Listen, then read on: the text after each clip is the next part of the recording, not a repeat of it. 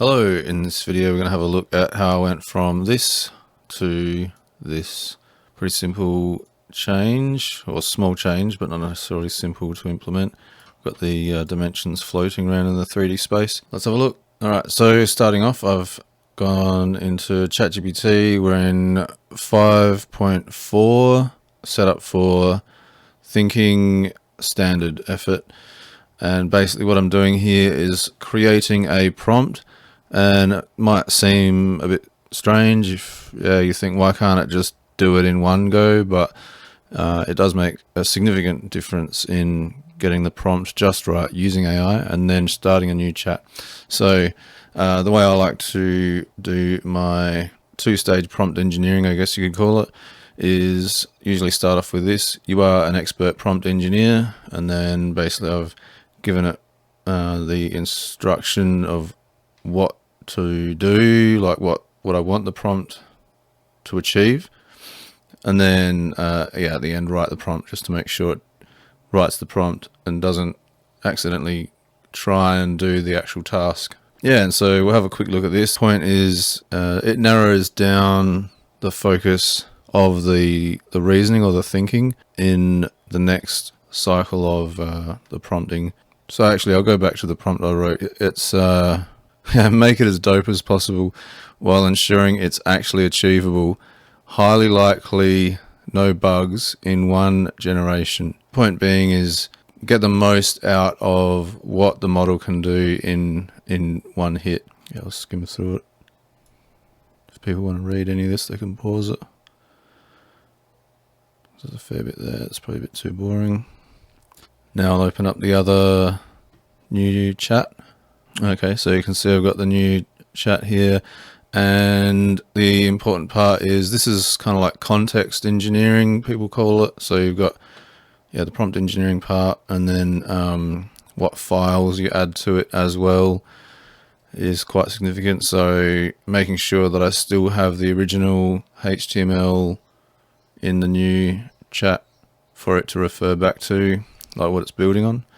So it's basically making the bare minimal changes. Don't break anything, don't make any bugs, just make sure it works in one hit, and then then it just gives you the file output. As you can see, it's worked pretty well. So I haven't fine-tuned, I haven't made any manual adjustments to the code here. It's probably I would get rid of the little framed bits around the numbers and just have clean numbers. You could try white text or black text, I think would probably be fine. But this goes back to what one of my friends was trying to do in Base 44 and having trouble with. He wasn't able to get it to do the dimensions like this. I just wanted to do a quick demo for him to show how much you can achieve, just using ChatGPT. I think I used ChatGPT for the first one. It might have been Opus 4.5 or something, but I got it to the point where it didn't have the dimensions yet, and then just left it at that,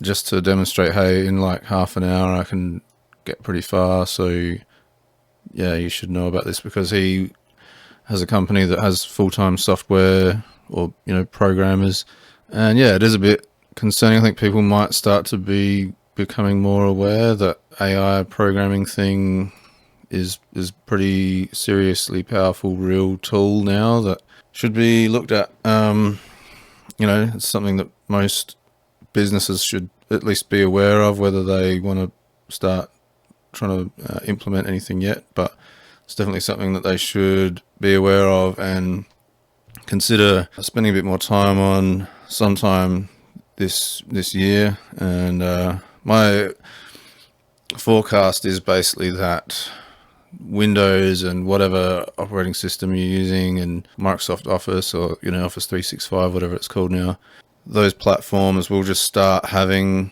more and more AI features baked in a really nice, clean, user-friendly way, where you can't accidentally get an AI agent to delete all your files or something, do some catastrophic accident. And so you almost can probably just wait it out and see what comes online, what becomes really mainstream available.